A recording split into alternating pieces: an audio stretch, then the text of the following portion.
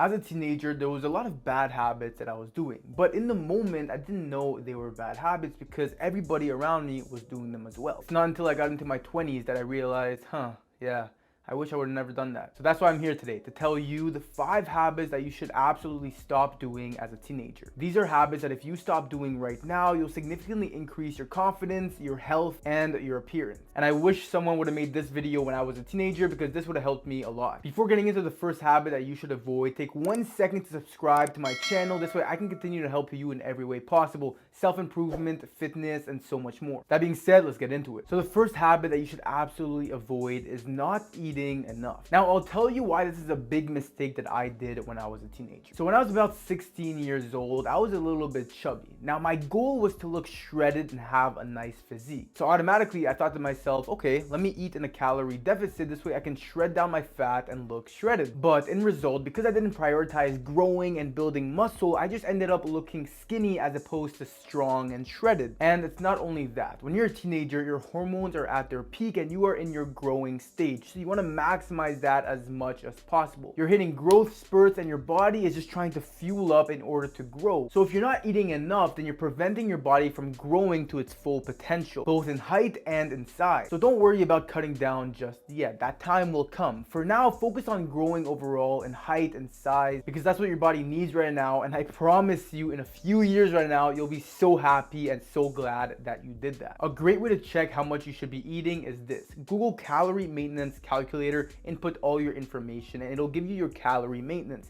This is the amount of calories you need to eat daily to maintain your weight. And I recommend that you eat above 200 to 300 calories above that every single day. Also, you want to aim to consume about 0.8 grams of protein per pound of body weight. So if you weigh 150 pounds, you want to be eating around 130 grams of protein every single day. This will just ensure that your body is getting what it needs, you're growing to its fullest potential, and your future self will thank you. So unless you really have to cut down weight, avoid doing that and eat enough. Number 2 is limiting social media. Keyword limit. I'm not telling you to completely avoid it because social media is a great way to connect with friends, seeing what's happening in the world, etc. But in our day and age, because we spend so much time on our phone, it makes up for about 90% of the information we input.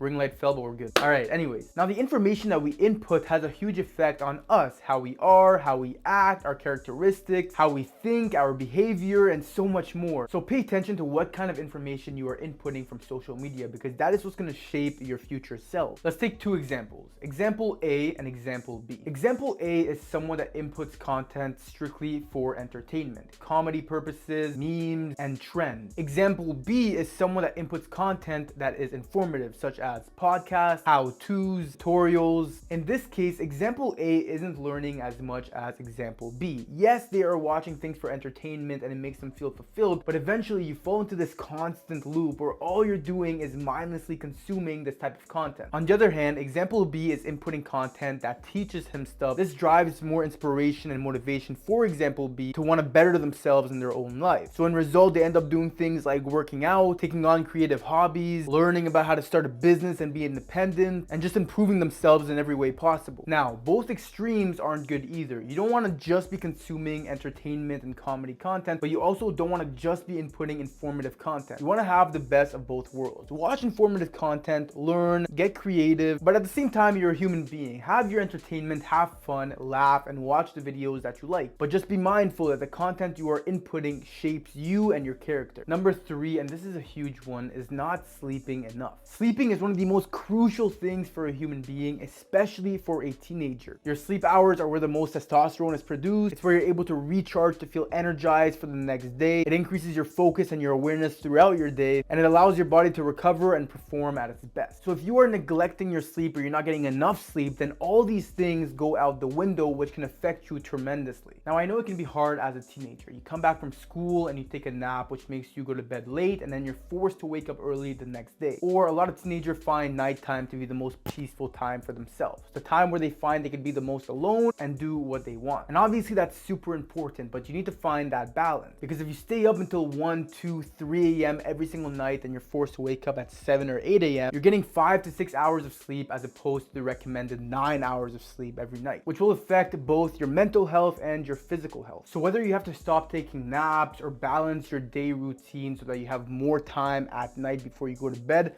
find a solution to go to bed at a reasonable time in order to get your 9 hours of sleep. Number 4, also a super important one, is not working out. As a teenager, like I said, your hormones are at their peak and you are in your growing stage. Your body is a ball of energy and you need to spend this energy throughout the day. Now, I'm not telling you to work out for 2 hours every single day, but get at least a 30-minute to a 1-hour workout 4 to 6 times a week. As a teenager, you're building your foundation, and working out has a huge impact on that. By working out consistently, you'll build strong bones and muscles, control your weight, reduce symptoms of anxiety and depression, improve your heart health. But aside from that, it just makes you feel good, both mentally and physically. Like I said, when I was 15 to 16 years old, I was a little bit chubby. And I'm not gonna lie, that makes you feel insecure by yourself when you're going to school, when you're around your friends, or when you're around people in general. When I started my fitness journey and I started seeing results with my body, I can't tell you how good that made me feel. I felt so much more confident with myself, so much more happy. Like, everything that comes out of it is positive and would make me feel super good. And number 5 is not to avoid certain things due to fear. Whether that be you wanting to talk to a new friend group or a girl, but because you're scared and anxious, you avoid doing it. Or you having a goal in mind that you really want to do, but you're scared of doing it because of the possible risks. I'm telling you, when you live your life in fear, you limit and avoid all the possible great things that could happen to you. I'll give you a great example, and this is when I was 18. So it was my first year in university and I did economics for 1 semester. Now, automatically I knew that that's not what I wanted to do. I wasn't enjoying school at all. I didn't enjoy studying. But at the same time, I had a goal of mine that I really wanted to pursue, and I was still doing it while I was in school. And that was content creation, making videos, helping people online, making fitness videos, etc. Now, if I lived in fear, I would have chose the path of comfort, which was to simply proceed with school, although everything within myself was telling me not to do it. But instead, I took the decision to drop out of school and pursue my goal, which was this. And although there was so much more risk involved, the risk to reward ratio was great. And that motivated me to go so much harder with my craft, make videos, help people online. And now, being 21 and looking back at my 18-year-old self and the decision that I made then, I'm super happy with it. Now, that's just one of many examples. This goes from very small things to your life to massive things in your life. When fear approaches you, take that as a challenge. It's like they say, if you see a ghost, instead of running away from it, walk straight into it. When you face your fears head on, you understand that it's not as worse as you thought it was going to be. If anything, the guilt and the regret of not doing it makes you feel so much worse. Like, if you see an attractive girl and you're scared to go talk to her and then you don't talk to her, you'll be thinking the rest of the day, oh my god, I wish I would have talked to her, I regret this, I feel so stupid. But if you approach her and you talk to her, regardless of the outcome, whether you get rejected or everything goes well, at least you'll know the answer and you'll walk away fulfilled. And this is the exact same reaction with anything, whether that's taking on a business venture, whether that's pursuing a goal, whether that's dropping out of school and doing something I've been wanting to do. It applies for everything. If you made it to this point, that's crazy. Thank you so much. Please consider subscribing to stay tuned for more videos from me. This way I can help you in every way possible. Also, I have my own training app where you can join and get access to all my workout programs, my nutrition guides, get one-on-one personal coaching from me, etc. The link will be in the description down below. Anyways, that being said, thank you for watching and I will see you in the next video.